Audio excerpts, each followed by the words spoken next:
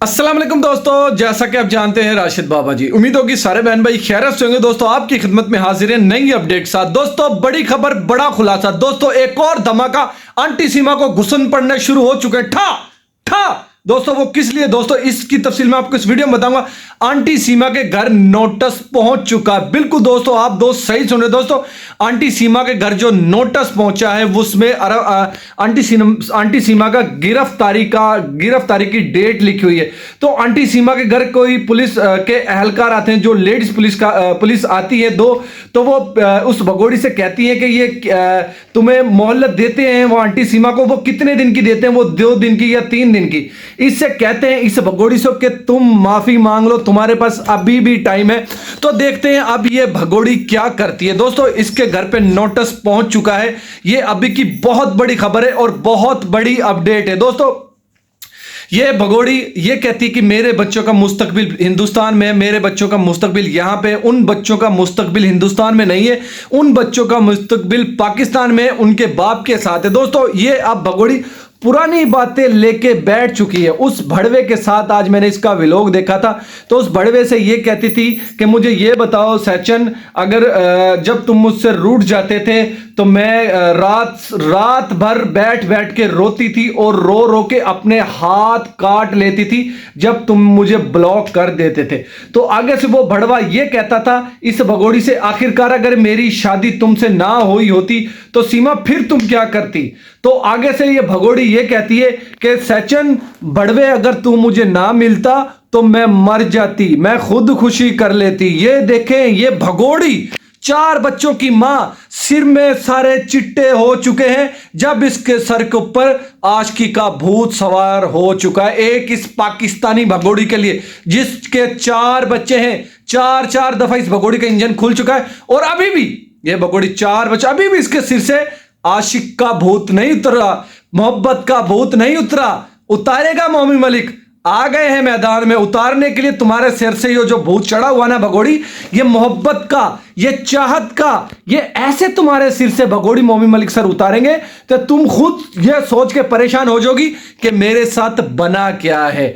दोस्तों ये लप्पू कोई काम नहीं करता, कोई काम पे नहीं जाता, सिर्फ ये लोगों को गुमराह करते हैं। सिर्फ क्या करते हैं, वीडियो बनाते हैं और सोशल मीडिया पे डालते हैं। दोस्तों आंटी सीमा यूट्यूब के ऊपर तो अब वीडियो बनाने का भी टाइम नहीं मिलता। कहां से टाइम मिलेगा?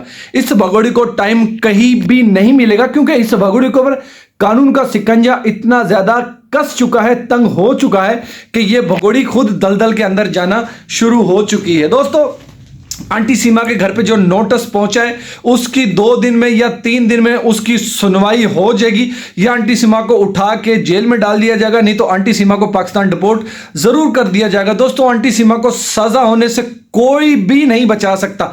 ना आंटी सीमा का मुंह बोला वो एपी सिंह दगड़दल्ला भैया, जो भैया कम और सैया ज्यादा है, ना वो बचा सकता है, और जो रघुपुरा का एमएलए है ना वो बचा सकता, क्योंकि वो अपनी वहां के इदार तो अपने पुलिस प्रशासन से, अपने इदारों से तो नहीं ना खेल सकते। एक इस पाकिस्तानी भगोड़ी के लिए दोस्तों वो नहीं खेल सकते। हम सलूट करते हैं हिंदुस्तानी इदारे को और उन दोस्तों को, उन बहन भाइयों को जो हैदर भाई की सपोर्ट खड़े हुए और इस भगोड़ी के विरोध में खड़े हुए। हम सलूट करते हैं उन दोस्तों को। और दोस्तों यकीन करें बड़ी खुशी हो रही है कि आंटी सीमा के घर पे ये जो नोटिस पहुंचा है ये सबसे बड़ी आंटी सीमा की मार है। आंटी सीमा को मार, ये आंटी सीमा हार मान चुकी है, आंटी सीमा हार चुकी है।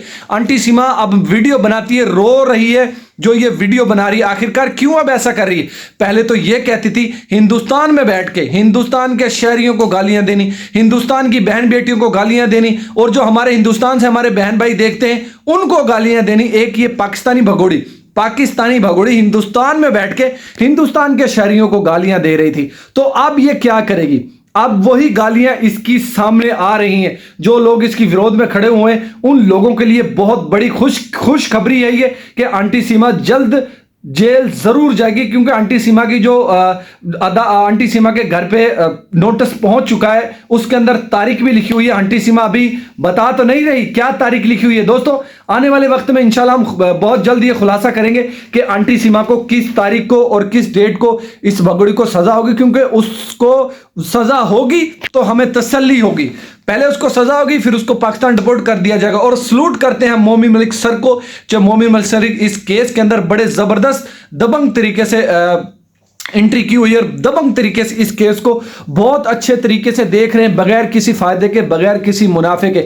यहां से पता लगता है दोस्तों अभी भी इंसानियत जिंदा है। जो आंटी सीमा के चाटुकार हैं उनकी तो इंसानियत मर चुकी है, उनकी गैरत मर चुकी है। अगर उनके अंदर कोई थोड़ी सी गैरत या थोड़ी सी इंसानियत जिंदा होती तो शायद वो इस भगोड़ी का साथ ना देते, वो हैदर भाई की आवाज बनते और हैदर भाई की सपोर्ट करते। तो ये पॉलिटिशियन आखिरकार आंटी सीमा का क्यों इस्तेमाल कर रही थी, आंटी सीमा को क्यों, इस भगोड़ी को क्यों यूज कर रहे थे, सिर्फ अपने मकसद के लिए, अपने फायदे के लिए, कि उनको यह था कि शायद ये पाकिस्तानी भगोड़ी हमें जिता सके। इसके 17 लाख सब्सक्राइबर है, तो हो सकता है वो जो 17 लाख सब्सक्राइबर हैं वो हमें वोट डालें और हम इसकी वोट से जीत जाएंगे। बाकी ऐसा कुछ नहीं है। ये पाकिस्तानी भगोड़ी एक बदजलन औरत है, एक जलील औरत है, एक अश्लील औरत है।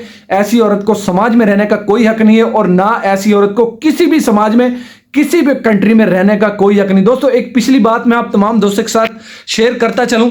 ये भगोड़ी ये कहती थी जफर बलोच ये तो उसका हैदर भाई का दोस्त था, उसका भाई बना हुआ था। चलो जी, वो उसका दोस्त था, उसका भाई था, तो हैदर भाई ने यही तो तुमसे तो नहीं ना कहा कि तुम उसको रात को अपने घर पे बुलाओ, उससे फोन पे बातें करो, उसके साथ अफेयर चलाओ, उसके साथ चक्कर चलाओ। हैदर भाई ने यह तो नहीं ना कहा था तुमसे भगोड़ी, ये तुमने खुद किया था। हैदर भाई का दोस्त है, जाहिर है दोस्त होते हैं, हमारे भी दोस्त होते हैं, घर पे भी आते हैं, हम भी मिलते हैं उनसे बाहर जाके, वो घर में भी आते हैं, हम भी उनके घर में जाते हैं। तो ऐसा तो नहीं ना होता भगोड़ी कि किसी के साथ को अफेयर चला लें। तू एक बदजलन औरत है, एक जलील औरत है, क्योंकि तू एक असलीज औरत है। अगर तू असलीज औरत ना होती तो तू पाकिस्तान में अपने बच्चों के सर के ऊपर बैठ, अपने बच्चों के सर के ऊपर साया करके बैठी होती। ऐसे अपने बच्चों को बदनाम ना करवाती भगोड़ी, और ना खुद तू बदनाम होती। जैसे तू बदनाम हो रही है, तुमने अपनी इज्जत का ख्याल नहीं किया, अपने बच्चों की इज्जत का ख्याल नहीं किया, अपने माँ बाप की इज्जत का ख्याल नहीं किया, अपने बहन भाइयों की इज्जत का ख्याल नहीं किया,